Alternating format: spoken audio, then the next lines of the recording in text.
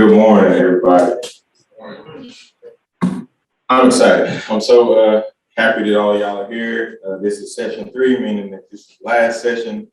It's kind of bittersweet to see it in. It was really fun. But just wanted to welcome everybody, both in person and online. Today, we're going to touch on local and government agencies and assistance. We'll also have Mr. Terren come speak on his Operation Moore Farms and Insurance. As you can see on the agenda, it has me speaking and also Dr. Bunch. Dr. Bunch has not been able to make it, so we're going to have our specialists step in, Dr. James and Ashley Peller, and touch on how the specialists from campus are resourceful to all the extension agents in the county. So also, today we're going to have prizes. I waited till the last session to make it real good. So we will give away 2 books. One is called Land and Power, Sustainable Agriculture and African Americans. Really good book. This other one is called Building a Sustainable Business. It's a guide to developing a business plan for farms and rural businesses. And online, we will be giving away 2 portfolios. One is a Prairie and purple one, and the other is a leather portfolio. It has a snap on the front and all these cool pockets. I might try to win this one myself, to be honest. But we're going to do that towards the end, and we'll also have surveys like we have had all 3 sessions. So we'll ask you to join into the survey online and also here in person. So again, I want to ask everybody that's viewing online, if you could type in the chat any questions that you have, and we'll get to them as soon as we can. And also here, if you can wait until our speakers are done talking and ask questions, we'll address all the questions that we can. So I'm going to get started. We're going to first start locally. We're going to start talking about all the assistance, all the resources that you have in each county in Texas. So starting out with the Cooperative Extension Program. So the Cooperative Extension Program. Now, if you're like me, you're probably wondering what that is. When I graduated from Tarleton State University, my undergrad was in agricultural services and development. And the emphasis was on extension agency, being an extension agent.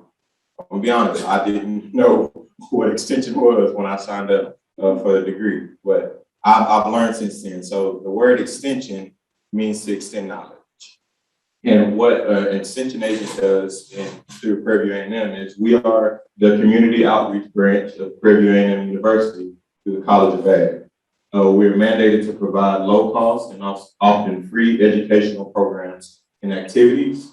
The Cooperative Extension Program delivers practical research-based knowledge. And I will touch more on what research-based knowledge is later on in the presentation. We provide that to farm producers, families, aspiring entrepreneurs, and youth in Texas. Now, if you were to go to the Prairie A&M Cooperative Extension website, you see that there's a lot of emphasis on reaching the low resource, low income, and minority communities. We do that, but we reach everybody.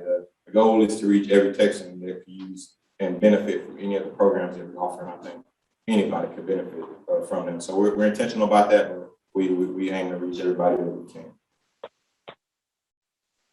So the Cooperative Extension Program is, as you see, all throughout Texas and growing. I don't think that this map is very updated, but since this map was made, we've been in 45 counties and also adding more agents into all the different counties. So I'm going to touch on all the different branches of the Cooperative Extension Program, and then I'm going to get more specific. Ag and Natural Resource branch, which is the branch that I'm a part of. So our first is 4-H. Now, 4-H is super cool. I've never been in 4-H. I've never in FFA 4-H growing up, but I wish that I was. So the 4-H's and 4-H stand for head, heart, hands, and health. 4-H is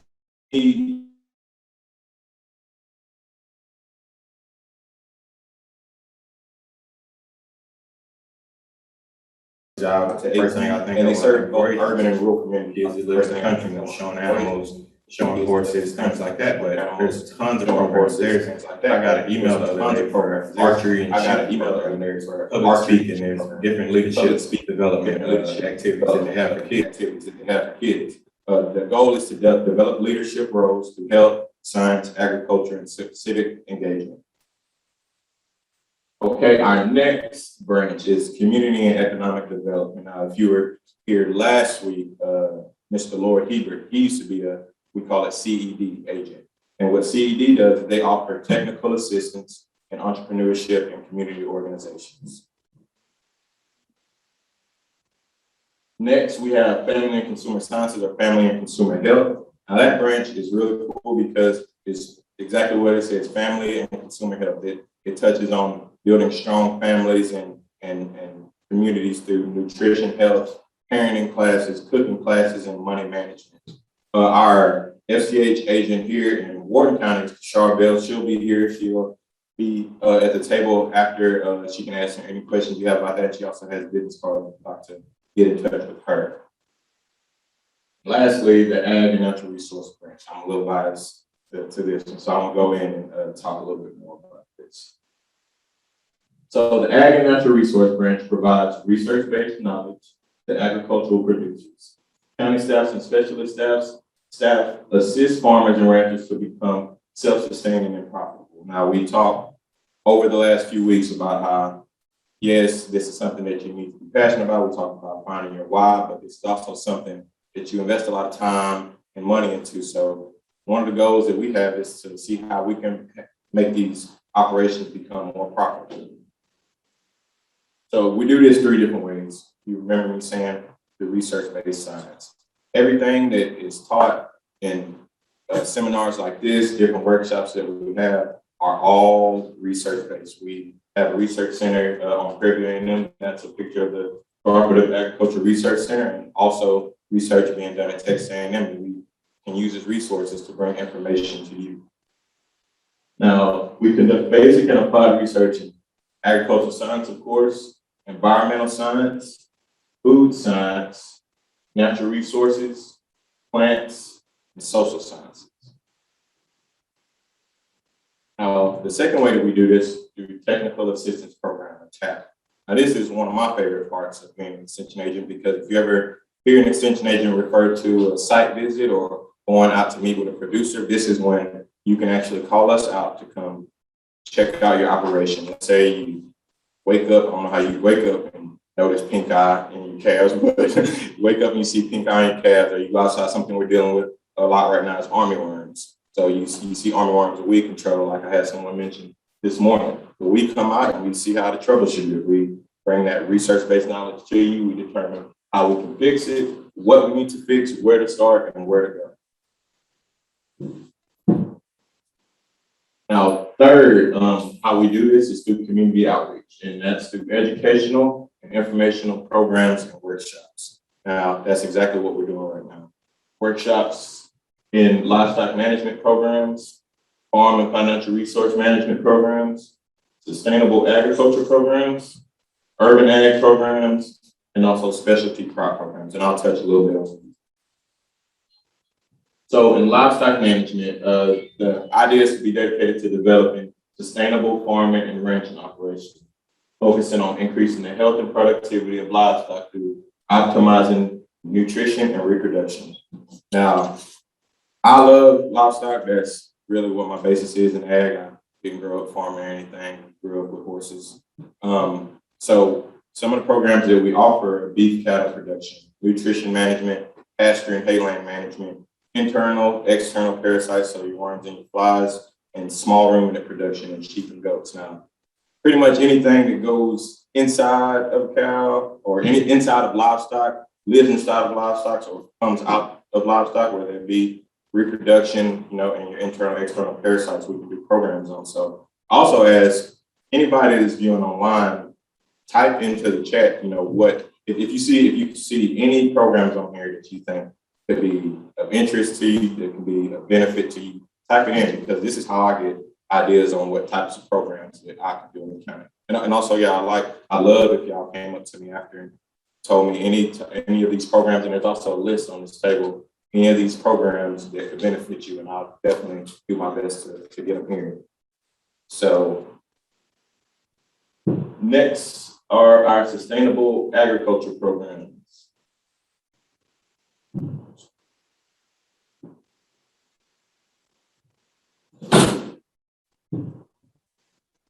1 second. So through our sustainable ag program, there's a list of them. We educate farmers and ranchers on an integrated system of plant and animal production practices for more profitable farm income and to promote environmental stewardship. Now, you see, I have a picture there of some hogs in the trap, and also I believe that's high tunnel farming. That's a high tunnel farming technique. Now, I have the hogs because we are in South-ish Texas. And I know that that's the issue here. So, like, I'll give you an example. As you see at the bottom, it says control and feral hogs. A program of works that we can do. We can come sit down in here and talk about, different methods and techniques on trapping hogs and eradicating hogs. And we can also go out into the field and do a demonstration on what types of traps, work for you, what is best for you economically, and also for your setup. So that's an idea. Also, we've talked a little bit about ag exemption. I see beekeeping on there. That's another big thing that I see a lot of people are getting into as far as getting ag exemptions. What else do we have? Water resource management. We have a lot of agents doing pond management programs, which I think is super beneficial. I think that's a lot of things that people don't think about until the ponds are out of control and they don't know what to do with them. So that's just a list of things. Next are our farm and financial resource management programs. Now, Dr. Daniels will touch a little bit more on this when we get into the USDA agencies, but our goal is to assist ag producers in increasing farm profitability by using better management techniques. Now, like I said again, I'm going to keep on saying it, and I hate to use the term, if it don't make money, it don't make sense, but it has to make money because, like we know, if you're going to be in the ag business, you put a lot of time, a lot of money into whatever you want to do. So maintaining farm records is something that's very important. Last week, Mr. Hebert talked about, having a CPA, tax exemptions, and making sure your taxes were straight so you wouldn't, have to pay any money back at the end of the year. So that's something, maintaining farm records. Understanding risk management, so we can talk about, creating contingency plans on, like this year we got so much rain, a lot of people weren't expecting. Well, we can sit down and put plans together to, maybe combat that. We can't stop the rain, of course, we can't do a rain dance, anything like that, but we can better plan for those things because they come, as you see. Dealing with air properties, we talked about that some, what to do with air properties. Now, I have a lot of people that come to me that are wanting to sell land or saying they don't know what to do with the land because it's something they inherited. Well, we can put together a whole program and give you all the different options that you can do with all of this inherited land that can be beneficial and profitable to you. Also, gaining knowledge of USDA financial incentive programs. Dr. Daniels is going to touch more on that. I'm very excited. Next, we have our urban ag program. Now, this is super cool for me because I'm from the city. I'm from Houston, Texas, born and raised, never lived in a rural community or anything like that. So when I started working here, I thought this was super cool. So through the urban ag programs, we provide education to urban as well as rural communities on various urban agricultural farming techniques. We talk about starting farmers markets. That's something that's really growing right now with all the different people that are wanting to, we live in a healthier society, I think now. People want to eat organic and know where their food comes from and also want to buy locally. So that's something to think about.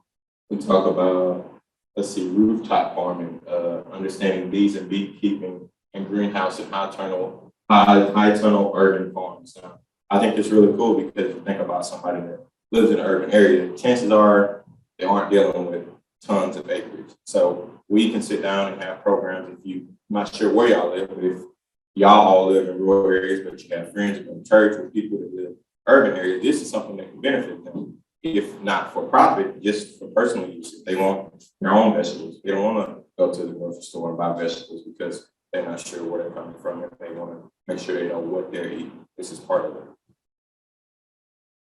And lastly, our specialty crops programs. Now, the specialty crops programs provide education on specialty crops consisting of fruits and vegetables, tree nuts, dried fruits, horticulture, and nursery crops. Now, this is really cool because if we talk about becoming an entrepreneur, as you see like the last bullet said, new and emerging crops, this is where we get into, like we talked about, I believe, in session 2, what makes what you do unique.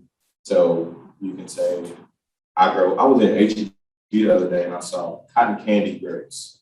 I didn't buy them because I don't know about that. But it's different. It's different in a sense. Some people desire things like that.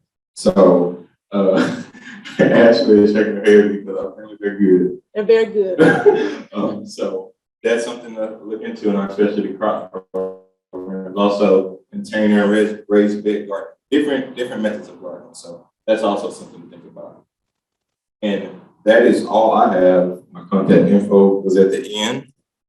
So if y'all have any questions, I'd be glad to answer, or Dr. James or Ashley on the extension program, how we can be resourceful to you.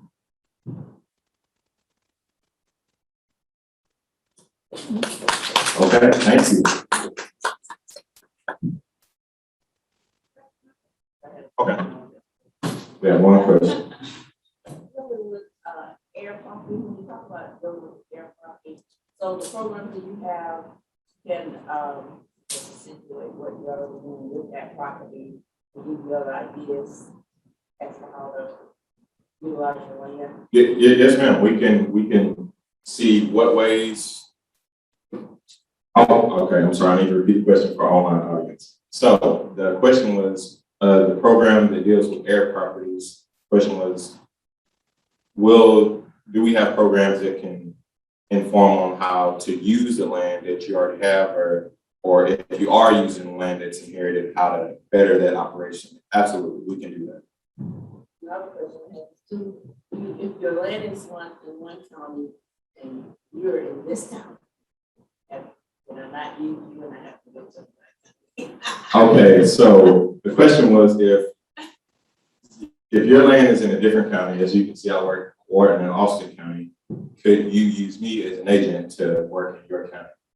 Now, I would be glad to assist, but also, as you saw in our map, we have agents in 45 and counting counties. Not only do we have Prairie agents, there's an extension agent in every county in Texas, both in Prairie and Texas A&M. So you can reach out to me. I can definitely connect you with whatever agent that you prefer. Any more questions?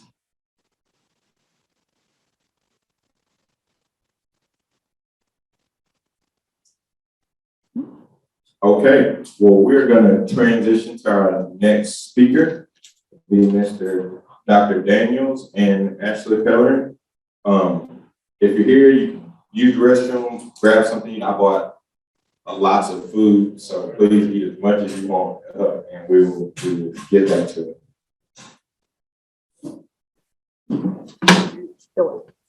So there was a question online.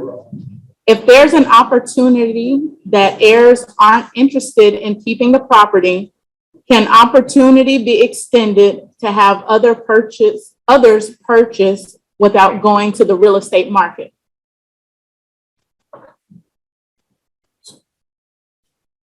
So if there's an opportunity that heirs aren't interested in keeping the property, can you do a direct sale? Instead of going through a real estate agent, can you do a direct sale of that land?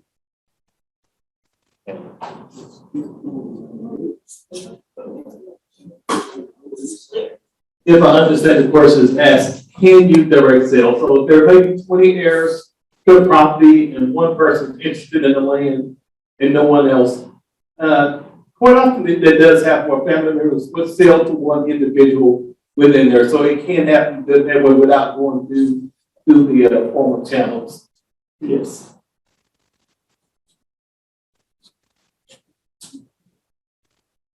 The other side to that is that if one person decides to sell and it's not divided, then whoever you sell it to has access to all of the property. So be mindful of that. So we have a comment also to be mindful that, here, I'm gonna let you say that. Just be mindful that if one person in the family decides to sell and the property is not divided, then whoever you sell it to has access to the total property, not just the part that you think you're selling them. So be mindful of that. A follow-up to that question, they said, can the opportunity to buy stay in the community?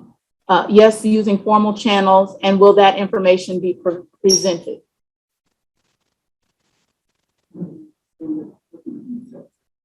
It says, can the opportunity to buy, to keep the land in the community, even through formal channels, and will that information be presented today? No, we won't be touching on air. We won't be touching on air property today, but that is definitely something I see we have a lot of interest in it also in person. So that's something that we can touch on. I'll make note to maybe cover, you know, inherited property 101 or something like that as a program. We actually have a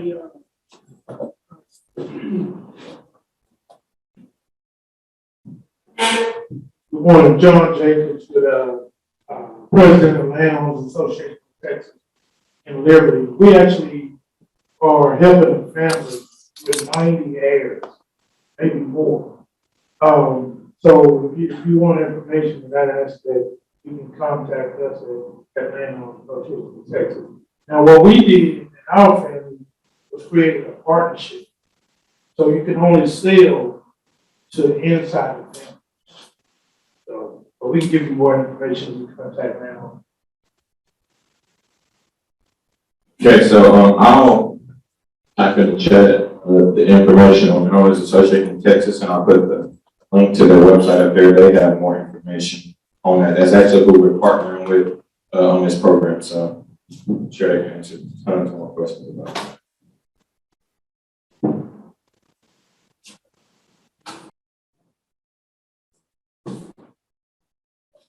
Good morning, everybody, and hello again to many of you. I presented at the first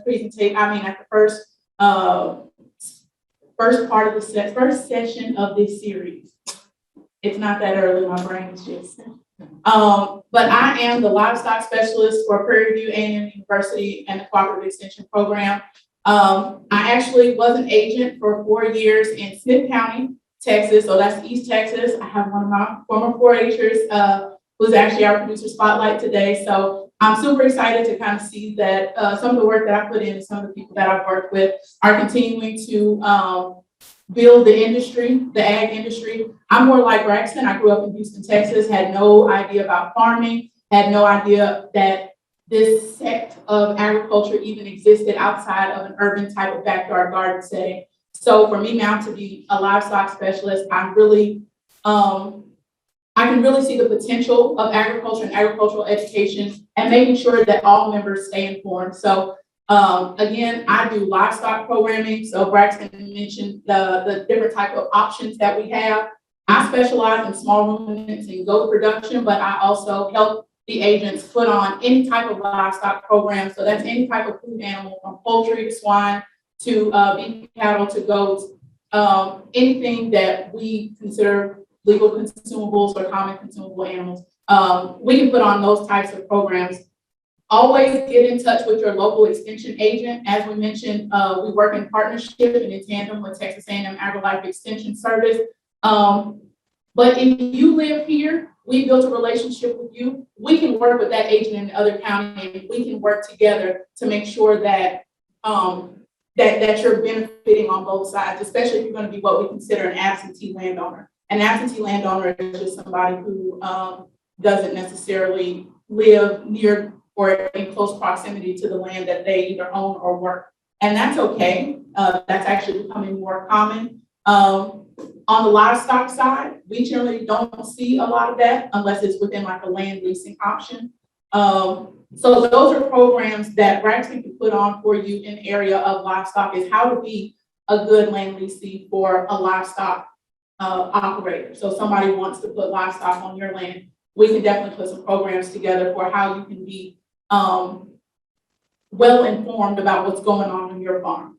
You don't necessarily have to know everything about livestock, but it does do you some good to understand the industry, understand what's going on your farm, because it is your land. You ultimately will be responsible. So as we're talking about businesses and building businesses, an option for a business is also leasing your land, and we want to make sure that everything is covered at this point. As mentioned, I am supporting Braxton and all the other agents. Currently, we have 9 ag agents that we support, and they're in various counties. All of them have dual county roles.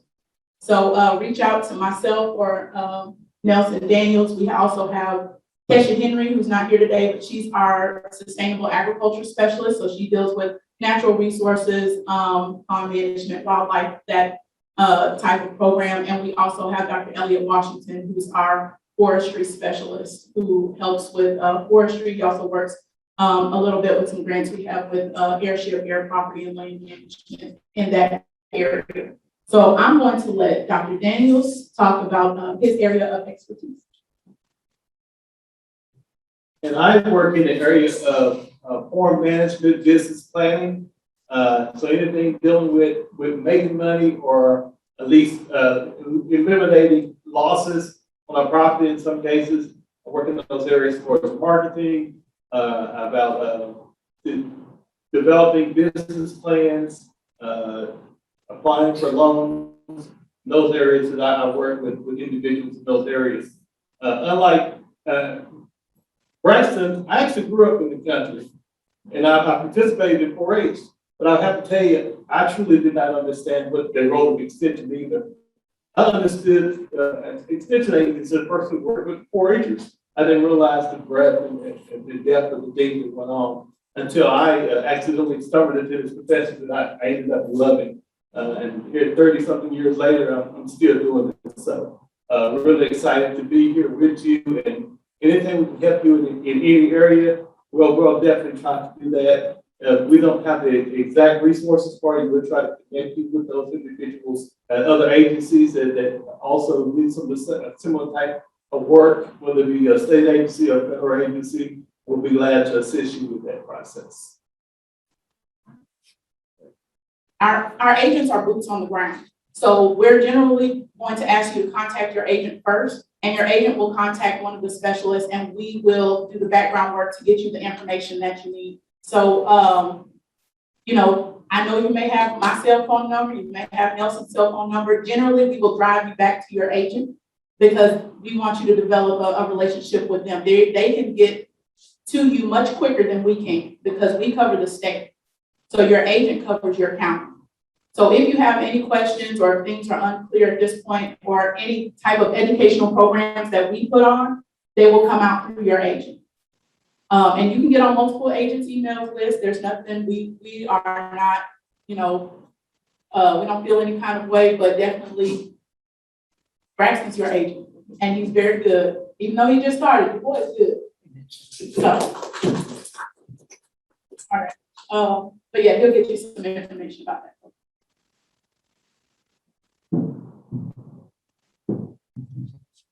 We can take a short 5-minute break again if y'all would like to eat or use the restroom, and we'll transition into Dr. Daniel speaking on USDA agencies.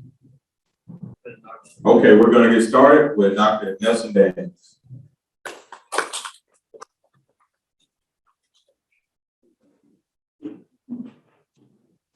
We're going to try to cover a little bit about some of the agencies. Do not have all the information, but I think there's some really important agencies, particularly from USDA, that do a wonderful job of assisting agricultural producers and those aspiring to become producers. Quite often, as I meet with farmers, I ask them, well, what is your number one concern?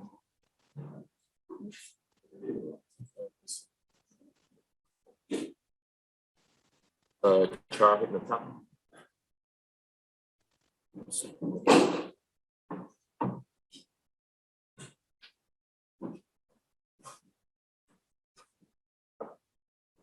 we're gonna, point out, we talk to producers, and as we're trying to go, there's always a question about what's the number one concern? What's the one thing that every producer has in common they're looking for to improve operation, to make it better?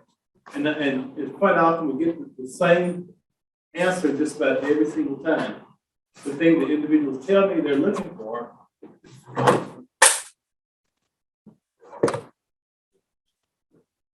is that they need funding. They need money for their operations. That seems to be the one true common denominator that every farmer tells us they need. And I don't care what size it is, whether they're a very small one or large one, funding is usually the largest concern. So what is that concern again? We started our continuing business, that's funding. Access to capital. So there are several agencies that provide input, provide some access to programs that they can benefit from as producers. The first one is the Natural Resources Conservation Service, or NRCS. I'll try not to use those acronyms too much, but you hear those a lot. But NRCS is what we normally refer to as the Natural Resources Conservation Service. NRCS, or Natural Resources Conservation, developed out of the Dust Bowl. At the time, they were the Soil Conservation Service. So, tell you what they were really looking about, soil being lost. And since that time, they've kind of evolved into looking at all natural resources. But they actually work directly with farmers and ranchers to help them improve natural resource related issues on their properties. They provide both financial and technical assistance in that process. They will try to help you improve your soil, help you improve the water, the air quality. They can do things in some areas where we have to find out units, where we're thinking about runoff from manures and those kind of things that make the pollute our streams and our rivers. They also do things that work in those areas. They have two programs that probably will interest you as producers. The first one is this Conservation Stewardship Program. It's a program, again, working with producers to help them with things such as grasses and such as water, soil improvement. Those are programs where they actually come in and they look at you as an individual of your operation, help you go through some planning, and then assist you in that process. The second one is the one we probably hear the most of, is their Environmental Quality Incentive Program, or people refer to it as EQIP. And it's a program that if you go in, and that's probably the program you hear most of, because that's the one where we find funding for individuals to help assist them with their project, with their operation. They do what they call a cost share. They do a partial funding for certain things that help the environment on the operation. And so you and that person in the NSCS office will work together to find out what the needs are on the operation. And then, if through that determine what process you may want to go through. Or if you're in livestock, perhaps you're needing cross fences to help control the amount of animals in the grazing pattern. So that may be a program that you may go through to assist you with. It may need grass planted to stop soil erosion. Those are programs that can all be done under this program. They help to serve both groundwater as well as surface water. So maybe there's a pond that you needed to manage, or something of the sort. In some cases, they have something done to stop erosion. Those are all the programs that fall underneath this process. And also they help to create wildlife habitat and mitigate those losses and things of that sort. One of the big things that's really important from NRCS is they will work with you to develop a conservation plan. This is a plan that's directly for your operation that covers several things dealing with natural resources. They have about an 8-step plan. They go through, work with you directly as the landowner, and to help determine what those facts are that need to get approved on the operation, help you go through the process of developing a plan that will fit your particular operation. It includes a land and use map, soil information and photos, One of the things they have is soil map survey. You can actually go in and look at all the different soil types that may be on your particular piece of land. And you'd be really surprised to go in and look at those area photos and see, man, I may have 3 or 4 types of soil on one little piece of land. And you understand why sometimes you take a soil sample and you look at those. Well, one side, one slide make sure you have a very fertile soil, and another slide make sure that you do not. And so it may all be, maybe different soil types and different soil fertility levels. They have to develop an inventory resource, help look at economic costs and benefits. So this is a service that's available to you. Actually, it's important to have this done as you look to participate in several of the USDA programs. And so this is something that's done again at no cost to you. Whether you going to participate or not in programs, I think it's very beneficial for you to schedule a time with the soil conservationists to have them look at your operation. The next agency is the Foreign Service Agency, or FSA. This is the agency that provides a lot of direct funding for operations that we may have. They have loan programs that can assist you in several ways, and we'll talk about some of those individual loans that's available to you, both as a producer and even something for our youth that may be available to assist them.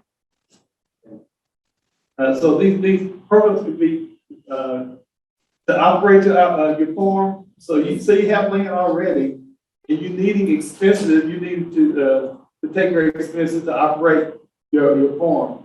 So that expense may be you're trying to buy seed to plant your crop. Maybe you're looking to buy cattle or other livestock to put on the operation.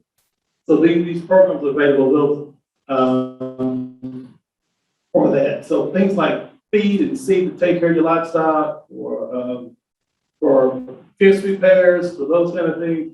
These are daily operating expenses that you may need. The other one is called a farm ownership loan, and that's just what it is. It's where you actually have funds to buy property to operate a farming operation. And so both these programs, most of the time they will be used in conjunction with one another. You don't want to buy land, you also need to buy those things to make the operation run and be effective. To give you some, I did look up the rates on some of the loans that we're talking about today. And as of August the 6th, the farm operating loan rate was 2.875. Not too bad, huh? And for the farm ownership, the rate was 3.875. I think that's a pretty good rate for your farm operating loans. You can finance those from 1 year up to 7 years, depending on what you're asking for. And for your farm ownership, up to 40 years, pay for that loan. So not a bad amount of time. Again, on the farm ownership, you do the buildings for those major improvements on there. You do some major projects, and you can even use some of this for loan closing costs. There is another route for those individuals who may want to buy property, and so you may have a bank that's kind of wanting to loan you. They're a little bit varied. USDA has what they call a guarantee program, where they would actually pay up to, or guarantee up to 90% of the loan you may be getting to a commercial bank. So they're not actually doing the financing themselves, but that guarantee of that bank with 90% of that loan, if you don't pay it, they're going to pay it for you. And so I think that, some of the banks who may be leery about doing some ag loans, because ag is a little bit risky at times, they will actually guarantee this. And because of that, normally you get a better interest rate as well. And so that is another opportunity that they have that's available.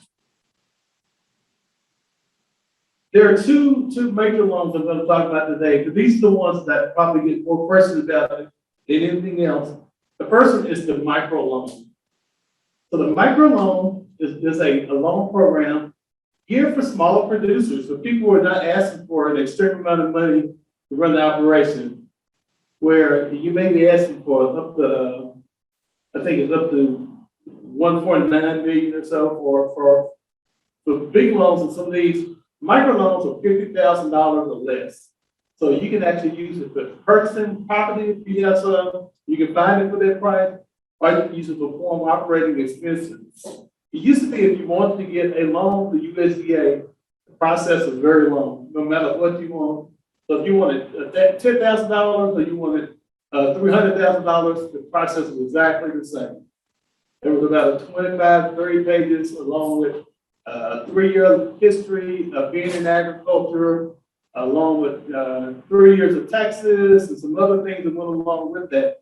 Well, with the microloans, those have been reduced extremely. It's a 7-page application, much easier. Some of the requirements that we'll talk about later on are much more simple. We used to have showing at least 3 years of history of being in agricultural production. You can now do a 1-year history. You used to have to show that you had some other experiences going on. Now they can actually utilize experiences you might have. So you may be coming to your starting operation and maybe you do not have a farming background, but you've been in business for the last 10 years. That can supplement the having been, because they know you have a background in business. You know how to run a business.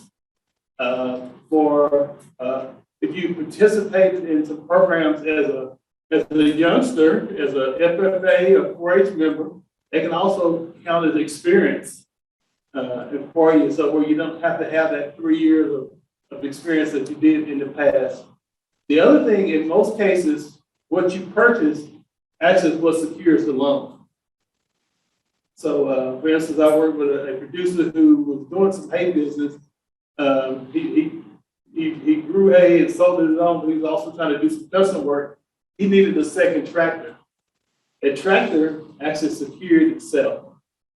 So he bought a tractor to expand his operation. And so he didn't have to take a lien on anything else. The tractor itself secured what he was doing. He was also able to did that in 2 parts. So that was second year, guys, a 1-year operating loan to buy diesel and some other things he needed to do that first year of operation on that in his business. So those are opportunities that are available to you. The other one is a youth loan, and I know we've had some individuals who had children and had grandkids who were involved in 4-H and FFA. This is an excellent opportunity to get them involved in the business, into agriculture. So with the youth loan, is for ages 10 to 20.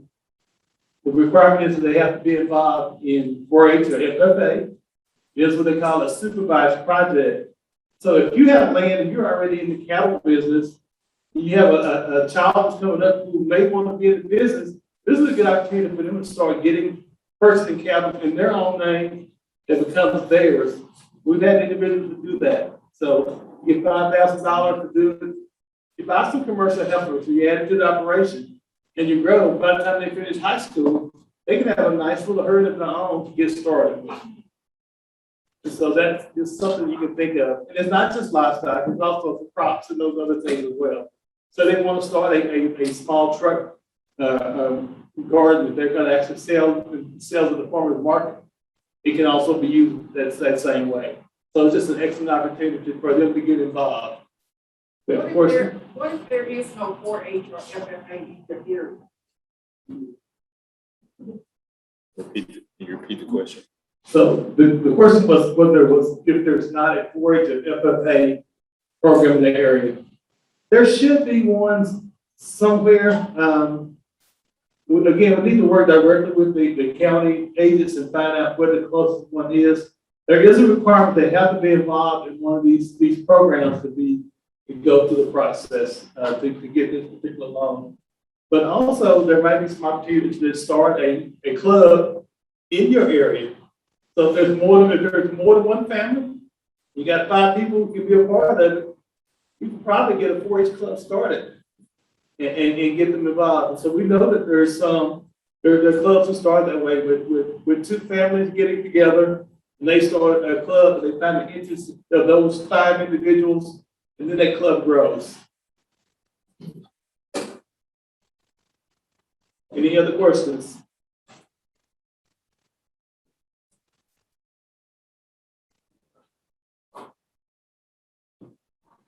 So here's some people ask, well, how to become eligible. We talked about some of those. There are some things that are really important to know about that. First off, it has to be an eligible project or not just project, eligible commodity that you're trying to grow.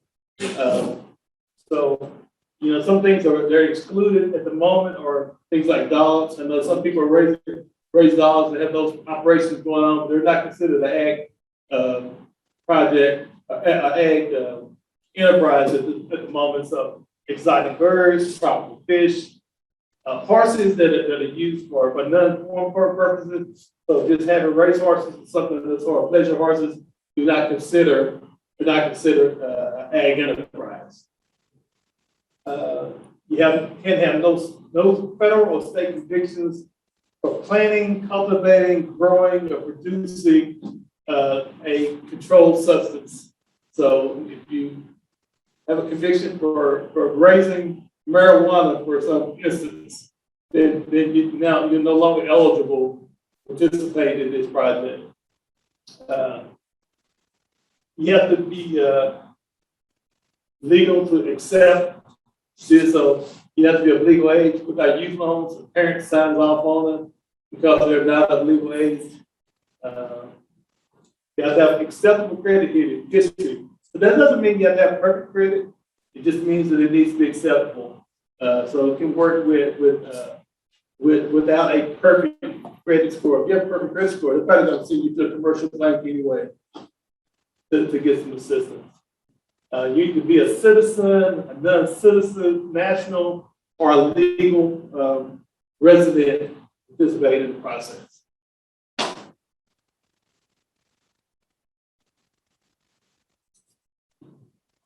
No debt forgiveness, so that's really important. So you need to make sure that you have no federal debt. And talking with the individuals from FSA, the use of the federal debt that people forget about is that many people have student loans that may be delinquent on. That is a federal debt. If you're delinquent on that, then that can make you not eligible. All right, there's a question online. What is the minimum credit score required, or is there one? I do not know the minimum score because they take other things in as well, so that there could be several things. So I think you actually get a chance to come in and visit with the individual from FSA. So it might be some extenuating circumstances why you may have a low credit score. It may be if you had some medical bill or something happened. So those things are all documented, and so those are determined on individual county basis, individual office basis. When do you start the process? Do you go to FSA or do you go to a bank? It's different guarantee loan. Repeat the question. Approved by FSA and that bank. Okay. The question is, how do you start? Do you go directly to FSA? Do you go to a bank? And so it could be either or. And most people go directly to the FSA to start the process. In some cases where you may be working with a bank already, and you have a piece of property and the bank may be a little leery. In many cases, if they have many of them have a working relationship with FSA, and they may need to go to FSA from that standpoint, or vice versa. If you're that person who you may have, you may not truly qualify directly for an FSA loan. You may have a lot of resources, and they feel like, okay, you should be able to go to the traditional bank. They may send you to that bank first, and then if the bank is very valid, they may say, we'll do the guarantee on it. But most people we work directly with FSA to start with, and then get some direction.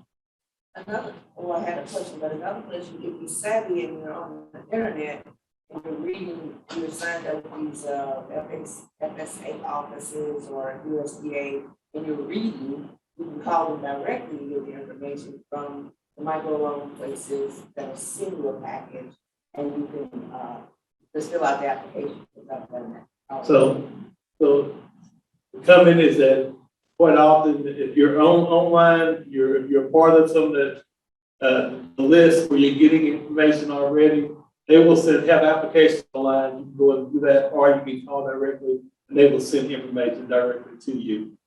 The other part is, all right, so in the FSA office, I have a mistake, okay?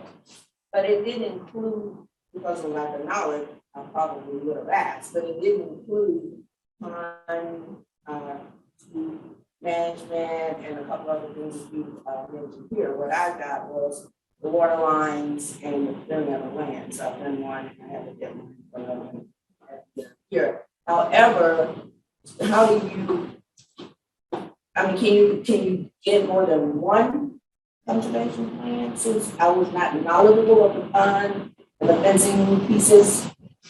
Yeah, so the agency will continue to work with you to update your plan. The question was, can you have a second conservation plan if you did not get all the things you wanted? What would actually happen is working with NRCS, Natural Resources Conservation Service, over time, you can actually update the plan.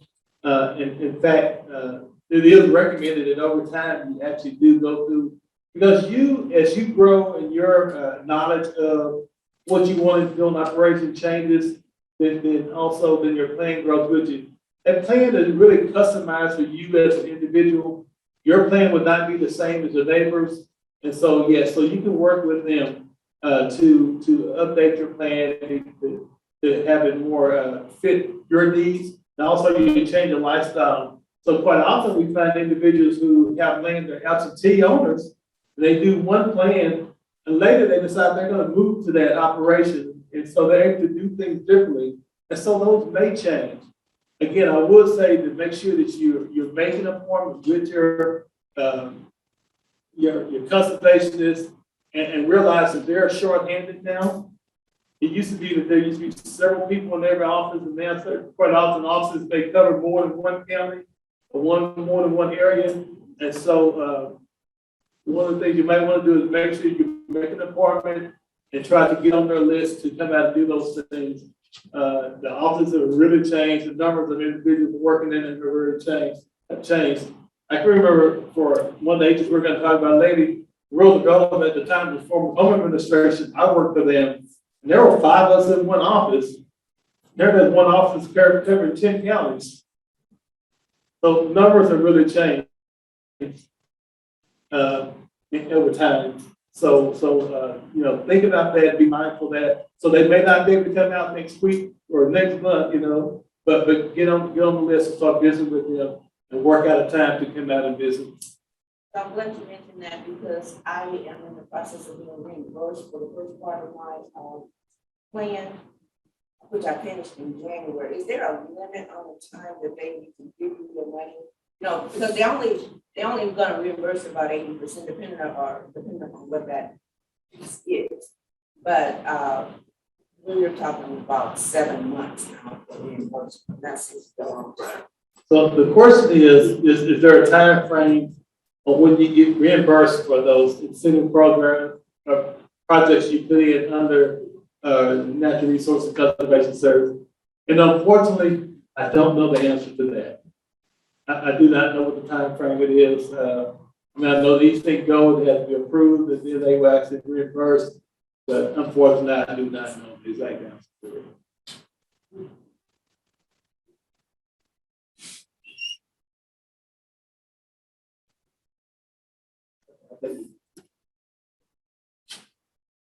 So the next agency we're going to cover very briefly is that of the USDA rural development. And so I don't know if anyone utilized the services of rural development, but particularly if you're in some of our underserved areas or our rural areas, there's a couple of programs that are really, really good. One is the rural housing program. This is an opportunity for individuals to own a home and in many cases, get the cost of owning a home subsidized. So they will actually work in rural communities. The limits for income, they vary from county to county, and the amount varies a little bit. So each one, you have to really go through and find an offer that service your area and find out what those limits are. So they vary from one county to the other, but they are a great agency to help develop, safe and affordable housing. In addition to that, they also do a lot of other economic development type things. So if you go to many of our rural communities and you'll find that the fire department, the firehouse, or the city hall, and some of those things are actually built with money from rural development. Water systems, exactly. So a lot of the things that we benefit from, particularly in rural areas, was money that actually USDA money. You don't think USDA build those type of buildings. They do, and they're those, particularly in our smaller communities. They build those. The other thing, in addition to infrastructure, I'd like for you to think about as a ag business owner, and you may think about moving from just producing a product to becoming a value-added producer, or you're doing another product, then they can help you from that business standpoint to do things. They do things for rural businesses. So you're not thinking of yourself as just as producing, but you also, so you're now moved from growing vegetables or growing fruits to have a canned product, and you're trying to get that in markets and put them on the shelf somewhere. There's some actual funding to assist to that, and it comes to this agency to do rural development. So those are things you also may want to think of. The last thing that happens to rural development quite often is that they also do some things in rural energy. They have a program they call it the REAP program. And in that program, they're working with individuals who may want to do solar farms, or do wind farms and those kind of things that put power back into the grid that can be utilized. So for some of you who have air property and you're not sure what you're going to do, in some cases that is if you may want to put your land in a trust where you're putting in, and you may want to develop a solar farm or something where you actually making money on the property without having to be there on it all day long. Just like. I would go back to housing. One of the biggest programs that they have that I've had experience with is affordable housing on a community level, where they will do affordable apartments, affordable. I personally have a piece on the table where I'm doing tiny houses, and they will provide resources if you are in a community where affordable housing is not available for the residents of the community. And a lot of times we're looking at housing starting at 250 in this kind of rural communities as people retire and go to the rural communities. But one of the biggest projects they do is affordable housing and financing of apartments, alternative housing, living spaces for residents in the community. So what she's saying is that they do provide money for affordable housing, particularly in our rural communities. So that can be the multi-family housing, apartment complexes and things of that sort. So quite often, if you go out to some of the apartment complexes, if you look, you will see on those signs where you will see the little picture of a house and some of those, you look, you see it's funded through USDA. And so particularly in our smaller communities, they are probably one of the leading agencies that provide funding for those housing. So that's not just single family housing, talking about a home that you build, but also like multi-family housing, so people can have clean, affordable, safe housing in the community to utilize. So thank you, Ms. Lonnie. So let's still talk a little bit more about doing business with the USDA. One of the most important things that you can do, and one of the things you're going to need to do to participate in some of our programs, is to get a form identification number. So everyone knows about the form identification number. So this is one of those things you need to have in order to apply for some of our FSA loans. for some of the disaster assistance programs. You know, Texas went through this real freeze here, earlier this year. And there were a lot of programs that were available for farmers, but having that ID number show that you were actually a farmer and you were able to participate in that. I have producers that I work with sometimes that, well, I don't want the government to know who I am and where I am. They know who you are, they know where you are. You need to get your form identification number so you can now participate in some of these programs. One of the things I like to say about the programs we've talked about, all the agencies we just talked about, all the programs we've talked about are funded with your tax dollars. Us up here talking to you today, we're paid by your tax dollars. So if you don't take advantage of them, you're throwing away your tax dollars. And so you need to make sure that you actually do everything you can to be able to participate in the program that happened. So in order to apply for that, to be a part of, most of those programs you need to go through the process and have your have your form identification number take place. So you need to start that by going to the Farm Service Agency to do that. In addition to that, when you become, once you have a form identification number and we know who you are, you get a chance to participate in the Ag Census. You're going to receive an Ag Census, and that census basically asks you some questions about what you do in agriculture, about livestock, how much you have, about sales and those kind of information. So it's just like the U.S. Census. It helps to identify how many producers are in this county, how many are of color, how many are female, what kind of crops you're growing, what kind of livestock you're growing. And guess what? That information is utilized when the USDA decides to put money back into those individual counties. They utilize that information they get from that Ag Census to determine how much money comes to your county, what kind of incentive programs may come to your county. So, why would they be put money into something like grapes if they don't show on the census that anyone is growing grapes in your county? There may be 50 years growing, and all of a sudden they say, we need some kind of program for minor crops like grapes that have been done in Wharton County, or something of a similar nature. So it's really important that you go through this process and we do that. The other thing, which you become, you're also start getting information about your county committee. The USA County Committee, guess what they do? They set priorities in your county about the programs that can be done. So, we talk about equip, there are certain practices that get higher performance than others. And some of those things are set by that committee.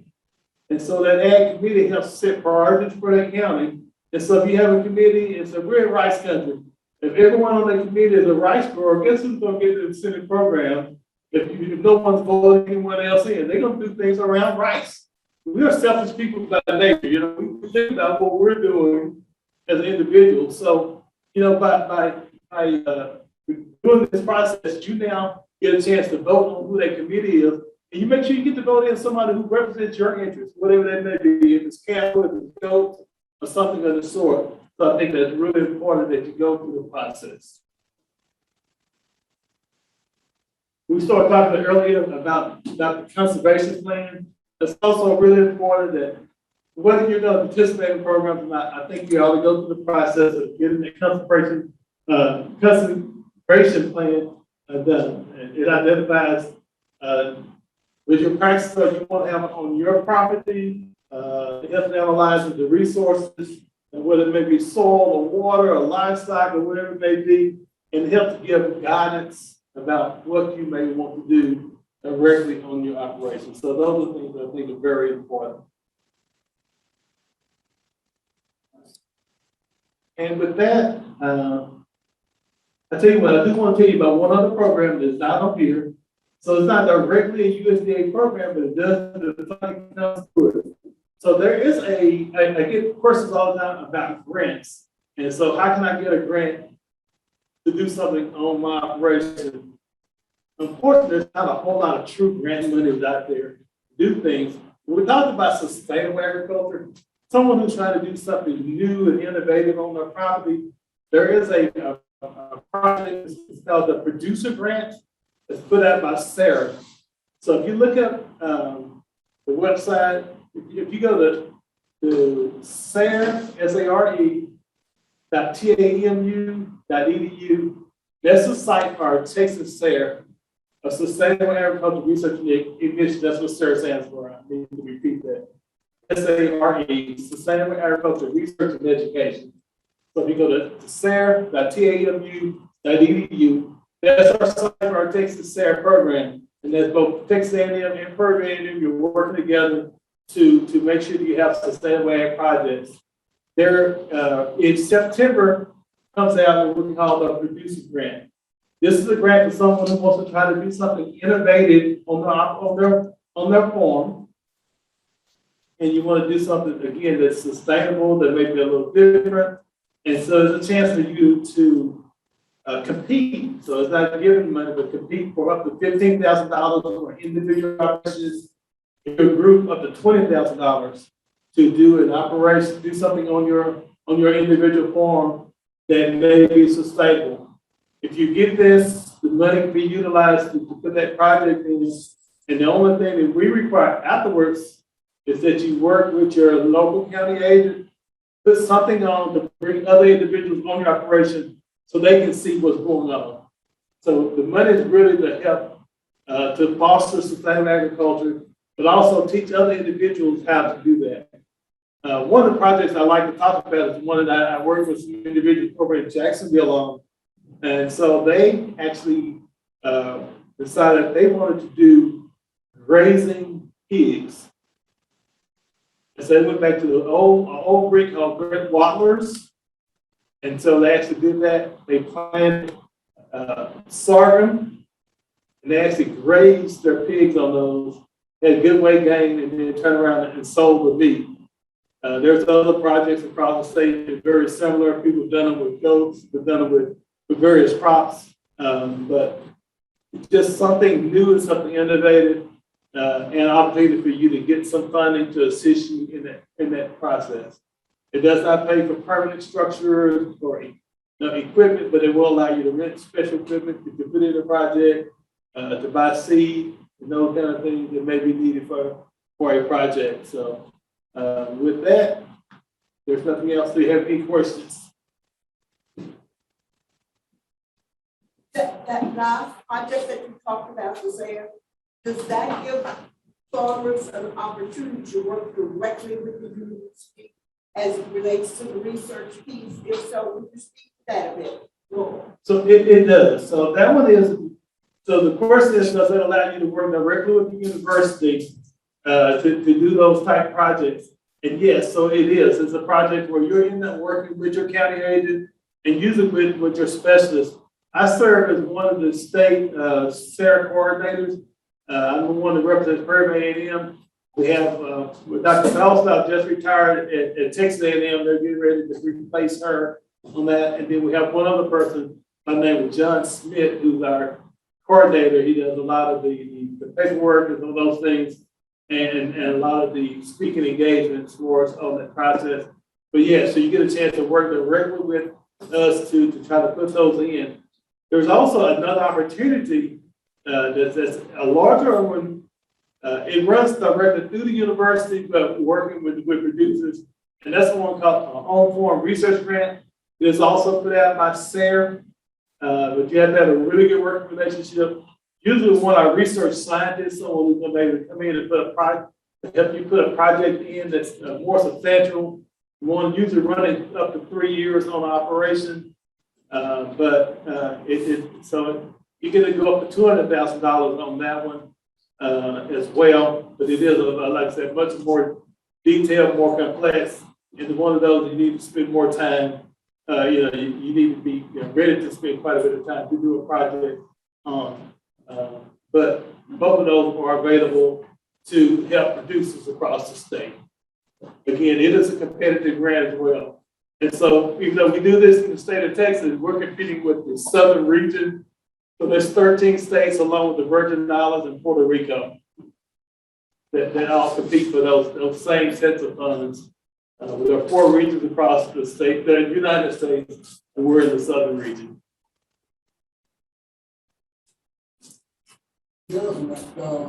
That farm service based program, good place to get started. Because you have an opportunity to go in with the farm service agent's office, and they are accepting a small amount of acreage, which most of us cover. Some people are talking about 30 acres. And they live in Houston. Okay, and you can have a bit of farm in Houston too. So you go there, and I mean, never had any problem with planting improved pasture, digging farm, never had any problem. They're friendly people, and all your grand information, they'll all want to provide in Oregon. Right. Locally. And I'm the youngest lady up in front here, she's a pocket. I'm in Gonzales, so we have the same age. They are really good. So what's been said was that, USDA, those service centers are a great place to get started. There's a lot of opportunities for you to work directly with the individuals, both in the FSA and in RCS offices, to help you with the plans, to help you with the processes. And so you do not need an extreme amount of land for them to work with you. They work with smaller acreage, smaller plots too. And so those are just really good things to do. We've even found that there's even some really smaller plots where with NRCS, one of the projects is the high tunnel or hoop houses, as we call them, programs where they're assisting individuals to do those, which are basically a tunnel that are climate control greenhouse, or what you refer to it as. So you can actually extend your growing season both ways, both in the summer and in the winter. And a lot of individuals are doing those on a smaller scale to work with their crops, to grow certain crops in those high tunnels.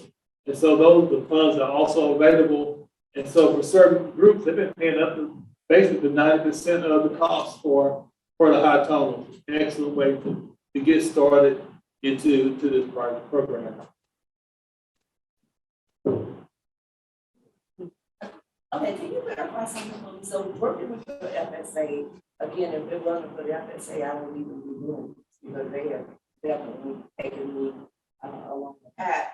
But when I applied for the funding, he told me, and I'm just trying to understand this, I'm first time, less than 10 years, female, blind, all of that stuff. He told me that, I could put it in, and then he, depending upon what funds were left over, or depending upon how it affected the land, conservation piece would determine if I got that money or not, based upon the needs of other people in the county. So how can you kind of set it up a little bit? So the question was, is she was told that she went into, and I think actually she went to probably the NRCS office, that you went into looking at incentive plans, and so determine what she would actually get incentives for. And so again, that goes back to some of those county committees we talked about. What are priorities within your particular county? So there's some places in East Texas where forestry is the major enterprise, and so it gets all the incentive programs. Here you maybe things go with water, with rice, or with some of these others, depending on where you are, which county. And so those practices to improve those are scored at different levels at different places. And so that determines how you actually, whether or not you will qualify for certain programs and how you receive it.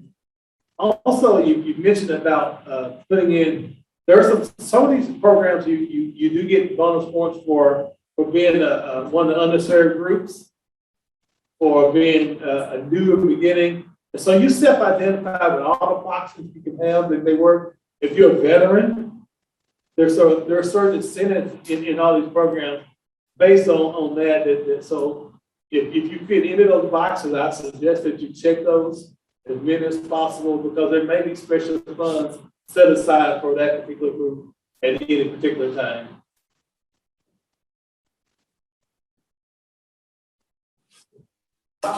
When we put this conference together, Mr. Braxton and local firms present in this community, one of the things we were most interested in was entrepreneurship. And your question ties directly to a business plan. So here comes the paid political commercial. Everybody in this room who's doing any kind of farming, remember what Ashley talked about as it relates to a business and not a hobby. If it's a business, you need a business plan. If you've got a business plan, you've done a feasibility study and you've done a market study, and that's where Landowner Association comes in as a backup to the university to work with you so that you will know coming in what it is that you're supposed to be doing. You cannot plant oak trees in the Sahara Desert. It don't work. And so if you do your study, preparing for the business plan, Dr. Daniels, then what happens? So if you do that, again, a business plan increases the likelihood that you're going to be successful. And so, and it also would allow you to participate in some of these other programs. And more importantly, in addition to USDA programs, sometimes there's other things that we can find for you to participate as well. There are other groups out there that also provides funding and provides opportunities. And so it's really important, again, that you do a business plan. The question that came up last session also was whether or not people should be completing a Schedule F. And so for those who did not know what a Schedule F is, that is the tax form that indicates that you're doing a farming business as a part of your federal income tax each year. A lot of people, again, don't like to do a census today, don't like to put in their Schedule F. The reason they think that people are not going to figure out that they're selling livestock, they're growing crops and selling those. But guess what? If you do not complete a Schedule F, you're not an ag business. So when incentive program comes along, when the disaster program comes along, you cannot participate in the program because you're not showing that you're an ag business. Case in point, I had several individuals who were, we had some of these programs that came through for business as part of the COVID disaster relief. And so where you could have gotten loans, basically they were forgiven. Because people did not complete the Schedule F, they were not able to do that. And so some people say, I don't make enough to do that. For instance, on this COVID relief, the way they determine whether or not you receive one of these PPP loans this last go around, on the Schedule F, it took the total amount of gross sales that you had. So if you sold $6,000 worth of cash, it took that, you divided it by 12, that comes out to $500 a month. You take the 500 and you multiply it by 2.5, $1,250. Basically, that was a loan that was given to you that you did not have to pay back. People who say, well, I didn't make enough money to do a Schedule F, guess what? You lost free money that could just be given to you as a part of it because you did not complete it. So it's really important that you complete that Schedule F and show that you're in operation, that you are actually involved in the process and to do that. Again, we say we're in business. We're in it for a reason. If you're growing things, and you may not make a profit every year, that's okay. You may make a big profit one year.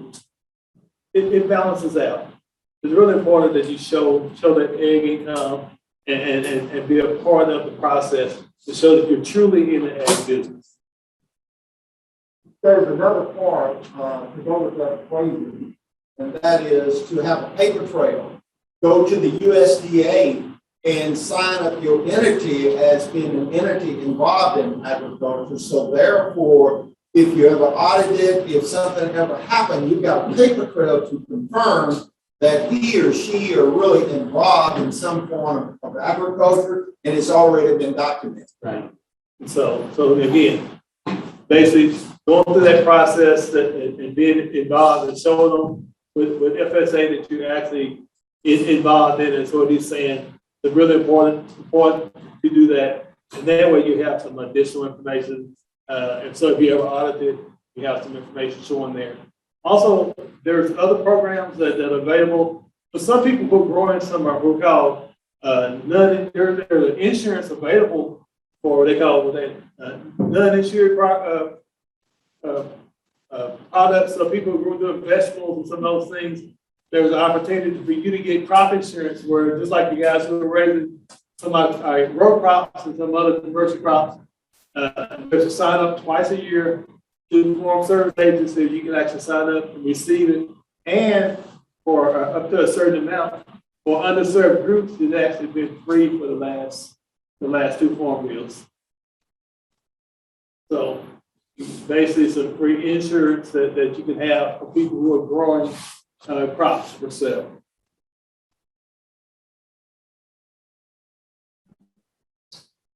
Any other questions?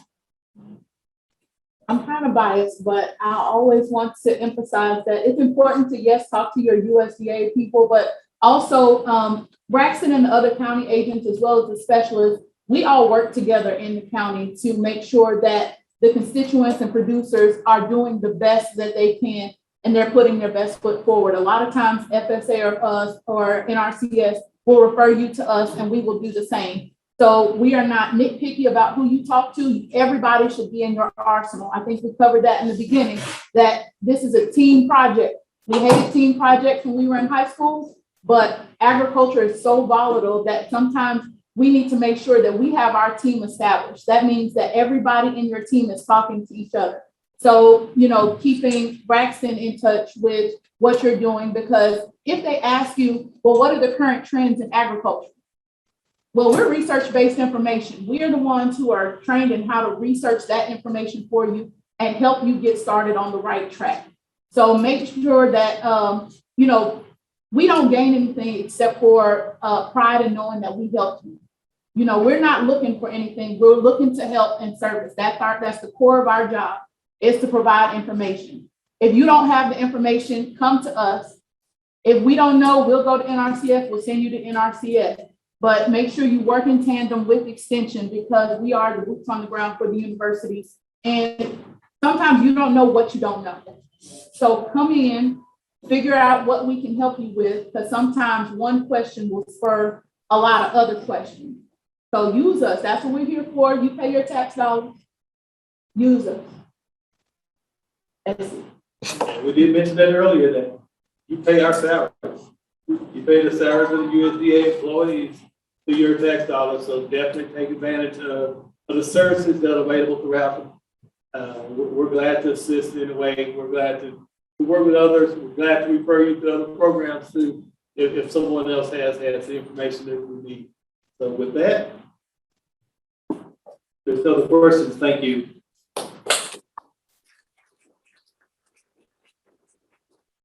Thank you, Dr. Daniels. So next we are going to have our producer spotlight. It will be Terren from Wharton Insurance. You'll give us about 2 or 3 minutes to transition to this PowerPoint slide. We'll get started with it. Okay, we're about to get started right now. So we have Terren with Wharton Insurance. A buddy of mine. We actually went to college together. I call him my famous friend because he's been all on the news and everything, all awesome things he's done. Like Ashley said, he was actually one of her 4-H's, so excited about it. Thank you, Braxton, for the introduction.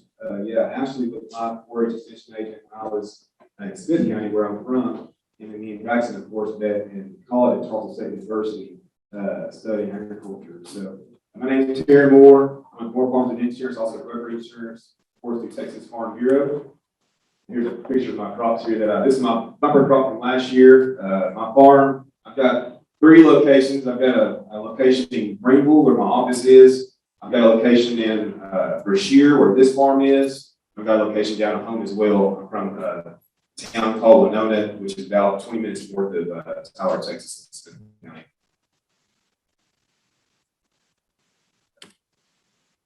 All right, so my story of how it all started. So I joined FFA, freshman in high school, and I had no kind of ag experience at all. I wasn't really raised on a farm. My parents didn't farm. My dad's a truck driver for EPS. My mom's a nurse, and so they both have off the job careers. So I joined FFA, and I did a elite youth leadership development event called Farm Skills. And during Farm Skills, I used my hands for the first time building something and communicate with other students and other advisors to complete a project. And so after doing it with my own 2 hands and building a breeder lamp for hogs and chickens, I just kind of took off with it. A spark lit in me for agriculture. And once my parents said, hey, I'm in FFA now, they were like, okay. Because I was always a band guy and athletic guy, I ran track and stuff in high school. So they're kind of caught off guard by 2 because we haven't done any ag stuff. And I don't know how long my dad used to farm when he was younger, but he never actually sold the produce or anything. It's kind of just a hobby, and something just to do. So joined FFA and did a garden backyard. So I said, hey, can I have like a 10 by 10 area to grow a few? I thought watermelon were like a straight up plant, so I learned that watermelon grew like out far, and so we had the whole patio filled up with vines from the watermelon. And I had peppers and zucchini, all kinds of stuff. It was a big mess. But anyways, the spark, what transitioned was I brought a watermelon to one of our chapter meetings for FFA. My sophomore year of high school, I think I was a treasurer, and I watched my friends and I watched my ag advisor eat food that I produced, and that was what really changed things for me. And so to see them eat something that I grew with my own hands, that's when that sparked lit in me. So I started doing acreage then. So this is my first farm. This is my first field I ever planted on. This field is about 2 acres. The soil type is a sandy loam soil. We're growing purple peas and cream peas in this field. And so, of course, they love to get acidic soil. They can tolerate the dry heat weather and stuff in East Texas. And so this is the first field special to me that I first started farming on. And so my message that I want to portray to folks is take risk, opportunity awaits. If I take the risk of, which is very low risk, of course, doing a garden. I mean, you might spend $20 buying seed and plants and stuff like that, but when you start doing acreage and you're investing in equipment and seed and fertilizer, and trying to grow a market, there's more risk involved with that, of course, especially on a large scale for agriculture. And so take risk, opportunity awaits. I had no kind of farm experience at first, and so I just took that risk, and now it's been a blessing for me. This is a picture of me. I was in a national magazine back in 2017 for FFA. And so, especially this is where I got started. I got started in FFA and also 4-H. So, especially me that they found me somehow and they came to the farm. I have a basket here. These are zipper cream peas, very common in East Texas, Louisiana area. These peas, of course, grow in the acidic soil as well, but they're a lot bigger than the Crowder pea or the lady cream pea. And so a few tips that I give, I speak a lot to high school, people a lot to colleges and stuff, and so some of my bullet points may not apply as much, but I always tell folks, always give full effort, not only in your farming, your personal life, in your relationships, your spiritual life, your health, etc.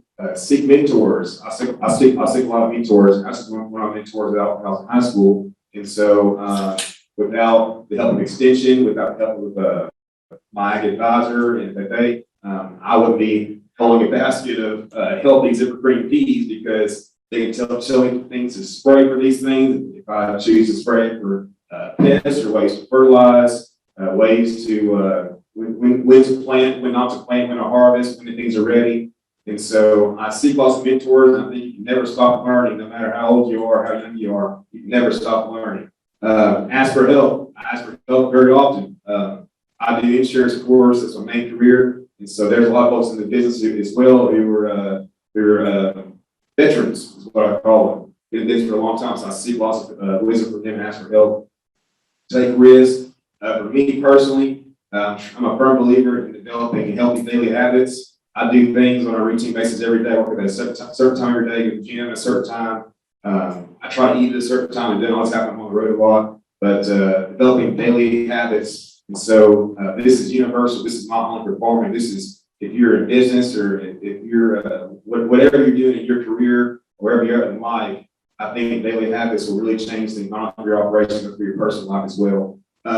Control. Now that's perfect for farming because we have so many obstacles in farming as far as when's it going to rain? Is it going to rain? Is it going to rain too much? Is it going to rain or harvest? Is it going to be too muddy? I can name a list of things that's out of our control, but things that we can control are first our daily habits and of course sustainability in our operations. I use cover crops as well. At least I try to do it once a year. We're going to start doing it here pretty soon around September.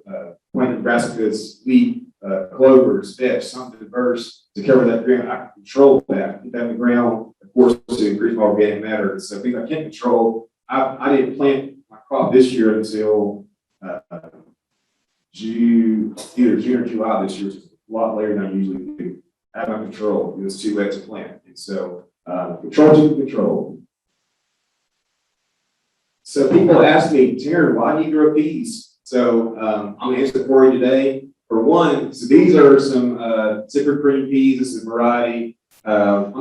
These are lady cream peas. These are smaller peas. Went to my seed salesman, and I bought them every year.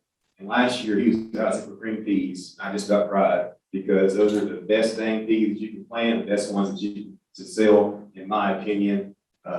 And so the reason I do peas is because where I started at, I saw my parents spending $100 a year, $100 every year buying peas from other farmers. And so they come home, they have this little pea, they spread them all out on the floor, and we're getting them all dried out, we're sitting them, we're shelling them and stuff, and getting them processed. And so seeing that demand in East Texas is what really motivated me to do peas. I said, if mom and dad are paying $100, that's just one family. So imagine if I had 100 families, what kind of money I could make doing these peas. And so first I saw the demand, and then also I see wisdom, and people say the soil type's perfect for it. So that sandy acidic soil, they grow well in the sandy acidic soil. So one, the demand, for two, the market. I sell every single year without even trying.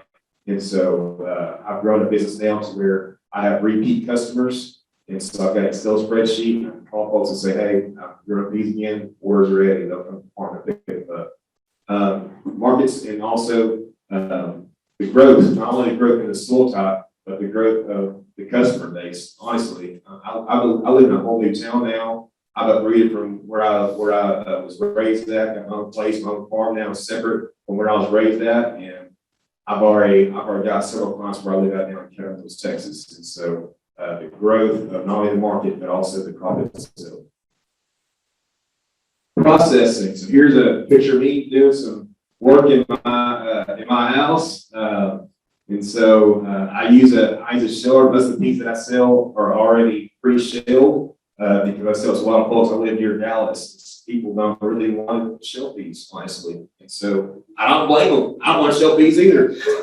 And so they mostly sell shell. And I get them in a big old tub there, and I sell them in quart-sized bags. And so that's how I harvest them. Transportation. I got a flatbed truck, and I'll put some rails on it. I'll just use a register strap to go around there for transportation. Cleaning and sorting. I try to train my laborers to not pick bad peas. Don't just pick anything. If it looks bad, try not to put it in the basket. It tastes the same, honestly, but people things are appealing to the eyes. I'm on something in the bushel. You want that perfect looking bushel peas. So that's cleaning, sorting for me. Packaging. I'm going to sell them in quart-sized bags here, as you see, and deliver to customers. When I started, I would drive to every customer's house and deliver their peas, like in person.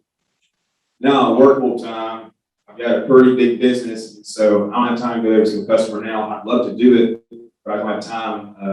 I just literally don't have time to do it now. But I used to deliver to customers. But I encourage anyone there's a young kid, if y'all have kids or grandkids who are starting out, I say it's a great customer service skill to deliver those peas 101 if you can. if you're just in high school or if you're in high school or college, but once you're working full time, it is hard to do. Turnip greens, my other favorite crop. I love turnip greens because it's a value added crop. I can plant turnip greens, and you, any cattle producers here, you can grow cattle turnip greens, and also use it as a cover crop. And so I love planting turnip greens, and they taste good. It's a good source of fiber as well.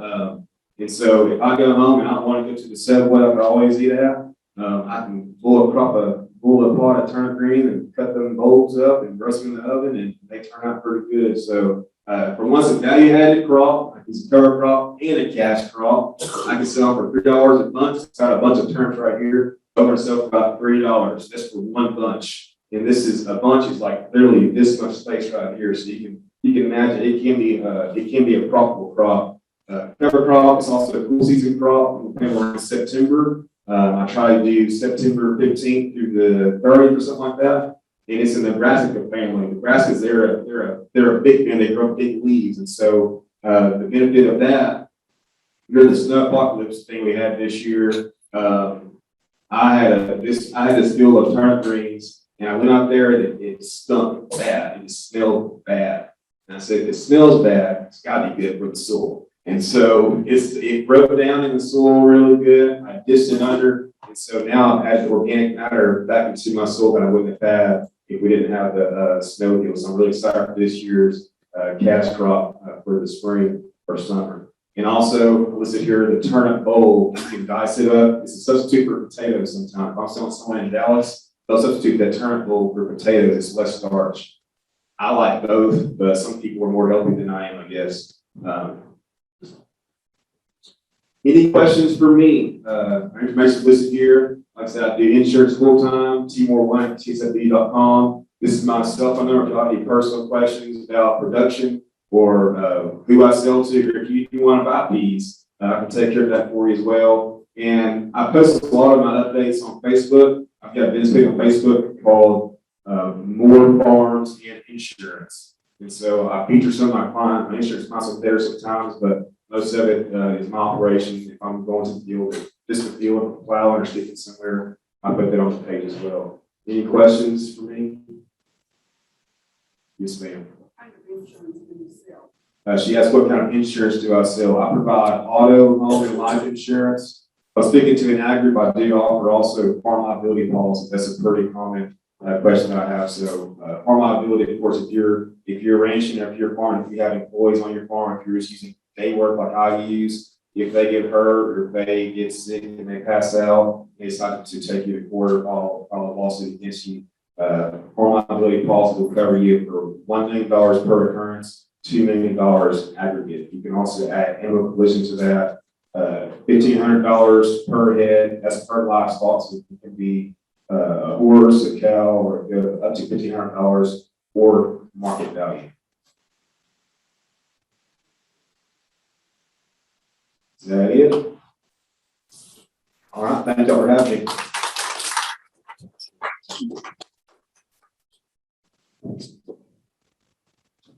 Awesome, thank you, Terren. So next we will have Dr. Bunch. I said Dr. Bunch could make it, but he was able to show up. I don't know what final that was when Paul Pierce got hurt and they carried him back on the court. Well, that's what just happened. So if you give us about 2 minutes, we'll have Dr. Bunch. He's the program leader for the Ag and Natural Resource Unit at Prairie. And there's a question online. It says, do I understand that peas and turnip greens qualify for the FSPLC program? I'm not sure if that's directed towards Nelson. The FSA PLC. What's PLC?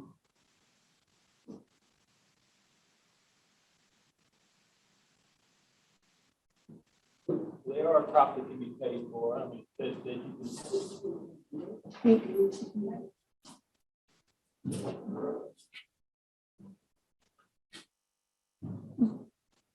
So they are a non-insurable crop that they can actually get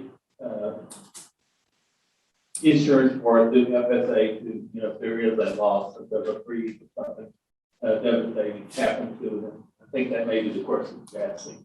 Alright. And there's another question online for Terren. What's the cost for insuring animals?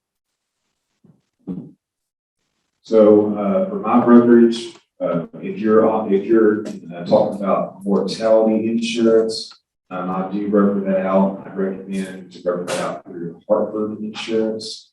If you're talking just market value for commercial livestock, if you're running soccer calves or what have you, I recommend you get a home liability policy that's going to insure them for animal collision only.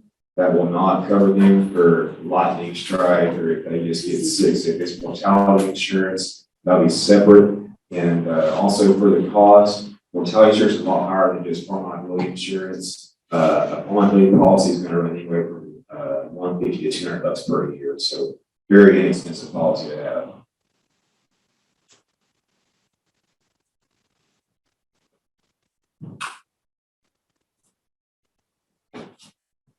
Okay, if there's no more questions, we're gonna switch over to Dr. Bunch. We'll have to get his car unloaded. Give us 1 second.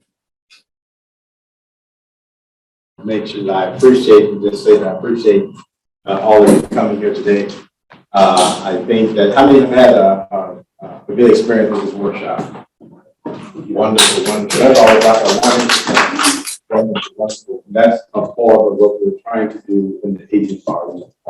So I'm getting, they have all the slides, so I guess I need to say my name is Clarence, but I'm actually the Ag and Natural Resources Program Leader here at Prairie University. And for some of you probably don't know anything about my background, of course, I used to actually work for the USDA Natural Resources Conservation Service. I used to work for them for about 25 years there in Oklahoma, Iowa, as well as Ohio. But I also used to work for Central State University. I was actually administrator of that particular program. I actually created the land grant program for Central State University when it was introduced into the 1890 community. So I actually was the one who actually developed that as well. I'm actually born and raised in and from Louisiana. How many have heard of Tallulah?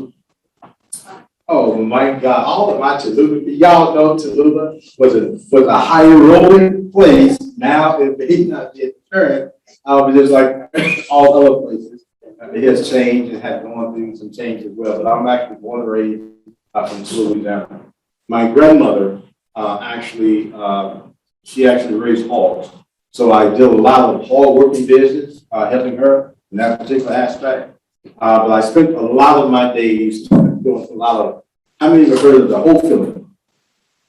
None of you have heard of whole filling? Whole filling is when young people like myself couldn't get regular jobs. You had to get a hoe and go out and learn how to maintain corn, cotton, and beans for a whole summer. And I did a whole lot of summer trying to maintain that as well as dealing with pecans as well. But that's just a little bit about myself. I'm here, of course, it's 11 o'clock, and I'm one who's also strict on time, so I'm going to actually speak. If I speak too fast, please forgive me. If I speak too slow, please forgive me. But I'm trying to make sure I respect your time. Okay? Next slide.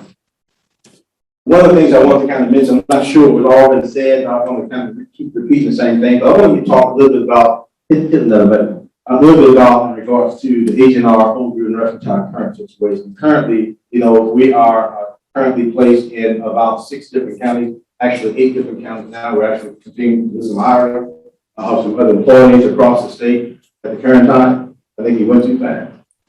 There we go. No, go back. Technical difficulties. I want to understand, so we are actually in the current time right now, we're continuing to expand our ag unit in different counties at the current time. We're actually looking at, if we're bringing on additional staff. Why? We're bringing on additional staff so we can do additional work out here in the state of Texas. Texas really has a lot of individuals that have not necessarily been in service. And so part of my goal, my focus is try to find a way that we can get ags out there, extension work out there, employees out there to help provide information that's relevant as well as educational to landowners here in the state of Texas. So currently this is what we're looking at the current time reference to staffing. We're bringing on additional staff. And so that you realize that also, next slide, we're talking about doing the outreach. And I know that Brandon Braxton actually talked about this in regards to the next point. He talked about this in reference to the livestock. He talked about reference to the program we have in farm and financial resources. Next slide. Bring them all up. So he mentioned all of these programs that we currently have. And, you know, in many cases, we have these programs so we can try to education with a landowner. Now, when I talk about these programs, I'm talking about from the standpoint of the programs need to be the educational, like this one is education. But we also need to make sure the program is not just education, but relevant so it can be impactful. So the question is, how do you gain from what we provide so that we can help you, I believe what I call the bottom line. The bottom line is economics. You know, how can I save money, increase income, or sustain, correct? And so that's what it's all about. How can I, in those three particular periods, begin to become more profitable as I move forward for my children's children as well, right? Leaving a foundation, leaving a legacy for them. So how do I move forward? So Purview, our ag unit is trying to make sure we begin to work with your programming, whereby we can help you to be sustainable in reference to the operations that you're doing, so that you can also lay a foundation for the future generation that must come behind you. As well as reference, talking about future in reference to how do we continue to maintain space that we're occupying at the current time as individuals. So that's a part of my focus, my goal. So as we look at this, next slide. Look at this, I'm talking about expanding our program. We're looking at right now expanding our ag unit. Not only are we going to expand, we're talking about bringing more people, more staff on board. And currently, at the present time, if you have some of your kids or grandchildren who, you know, graduated from college and looking for a job, I'll be looking for 14 more people. But they're going to be in specific locations at the current time. So that's currently, it's about to go on at the current time. So we're looking for additional people to go out to different towns as well. A part of that right now, what we're doing in reference to our current, which has been a part of the future, has been a part of the multi-county approach. So we can expand ourselves, not stretch ourselves, but expand ourselves. Because what's more important for us is to be able to do what we call outreach and technical assistance. Now, I said I used to work for the USDA Natural Resources Conservation Service. I did a lot of different jobs.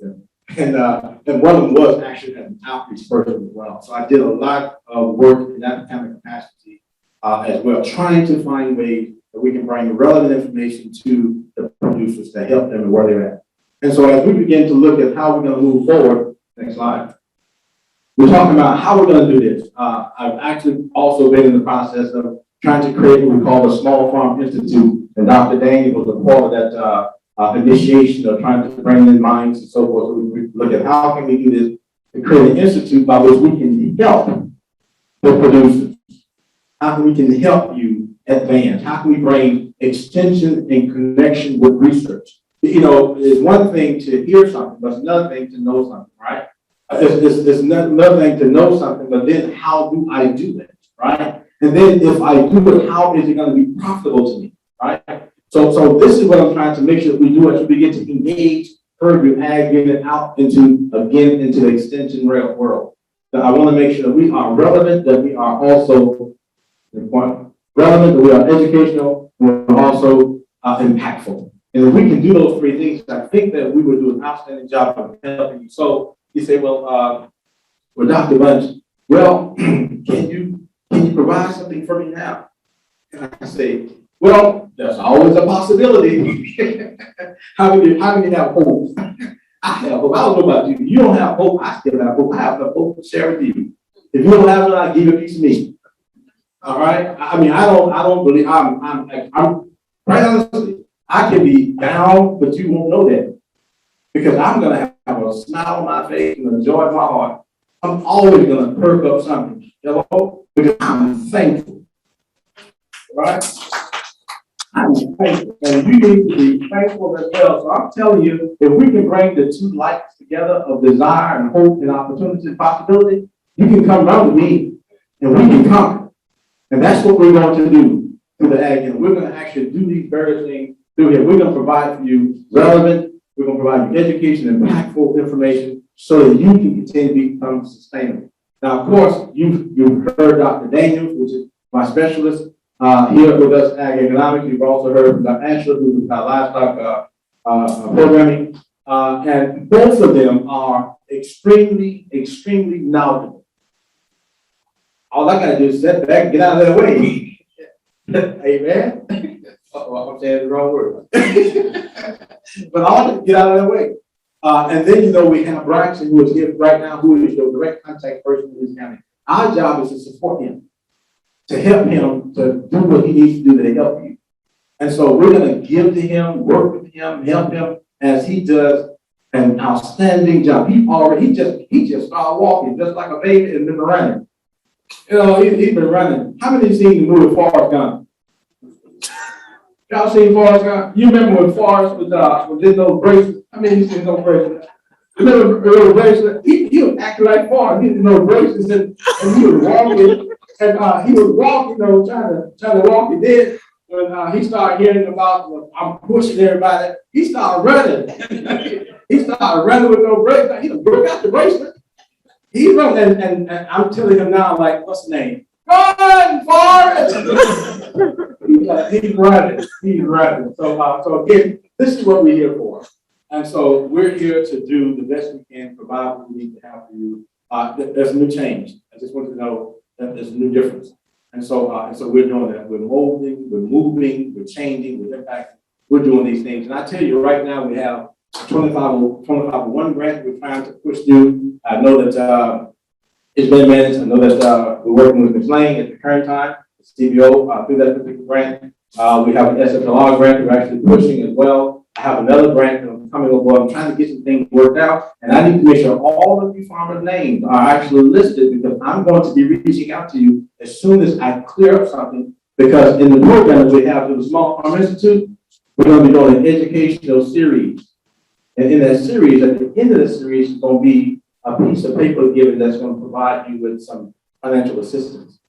So I'm going to want you to engage into that workshop. We're going to go through that workshop, and so we provide assistance with you, maybe towards your heirs element, or maybe towards your need for maybe some equipment, or maybe some other kinds of supplies. But you'll be able to spend it how you want to in that particular endeavor. So that's coming. I don't have it up there saying coming soon, but it's coming very soon. Okay?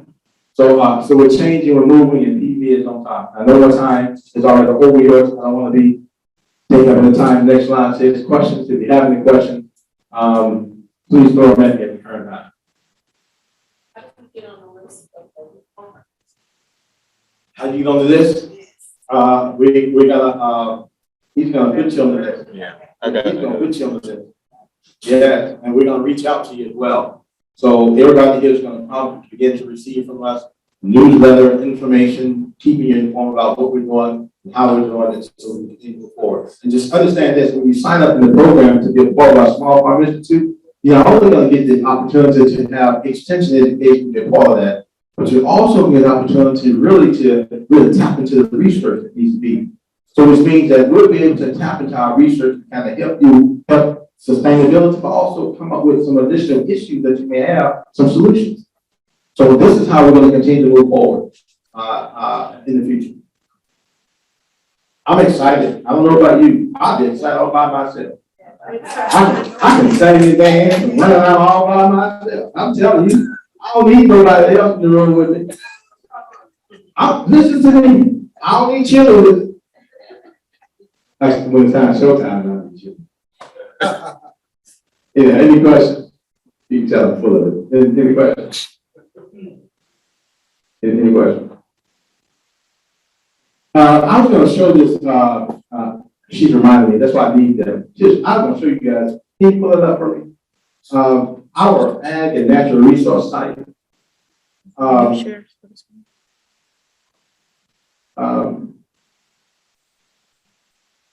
When the last time you went to our ag and natural resource site? Our agriculture and ag it has evolved. I just want you to know it's not like it once was, but I made it resourceful. So you will be able to tap into our site and learn information scroll it up, we can see, learn information, in reference to what's going on, news, events, program, we advance with our urban ag program we're moving as well. The Small Farm Institute, we're talking about, farmer market. You know what I'm saying? We are advancing and we are moving forward. So if you don't know, I encourage you, go and check out the site.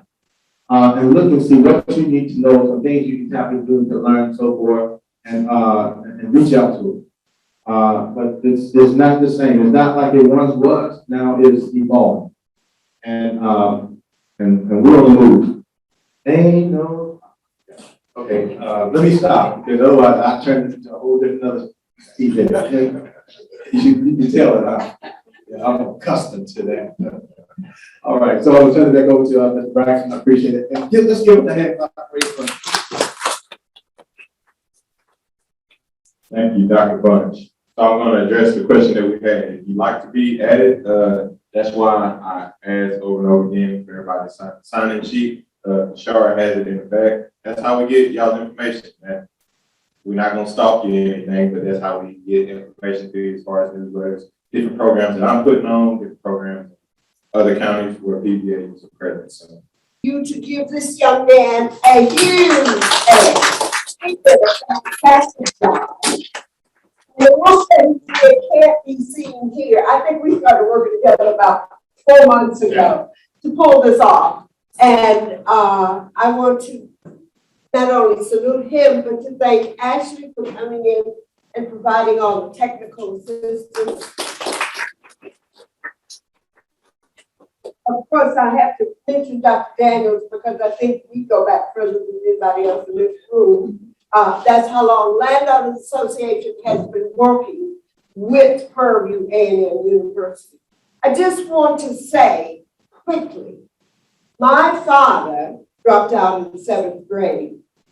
He was the first African-American to go to Humboldt in Baytown, Texas, and to be hired. And he got his GED because of an ag instructor from Prairie A&M University taught GED classes. So these guys will teach all kinds of things, right, Doc? And they will make sure that in the community, we're being able to educate individuals who can sustain their land and make profits off of their land. I would like to introduce to you formally the president of the Landowners Association, John Jacobs. Would you just please stand, John?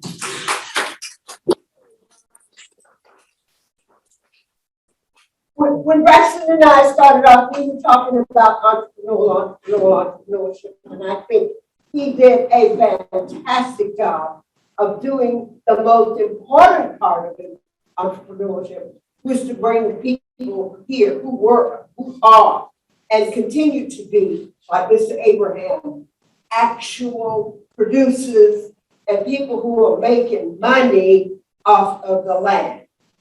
John Jacobs is into hay. He's into forestry, Dr. Bunch. He's dealing with hogs, feral hogs. Ain't too many people like them, but he kind of likes them. And if you want to visit with him, he can tell you about it. He also is doing deer leasing. Just quickly, I want to say to you, Landowners Association in this room is about business, and we are doing business. Some of us are in the funeral home business. You never thought that would be something that you could use your land for. Some of us are in affordable housing. Some of us are producers. Some of us actually are into goats. And some of us are into retreat centers, environmental centers. And I want to personally testify that as a producer, Purview has taken me by the hand and walked me through every kind of thing that I'm doing, and my diversity has to do with 4 productive areas. We thank you, Purview. We thank you, Braxton. We were going to do it again, okay? And we thank most of all of you for coming. Don, We love them, don't we? You do.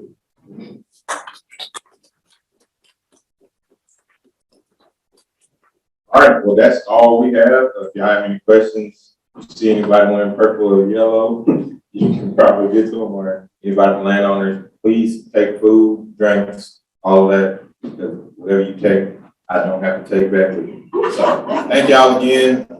We'll do it again.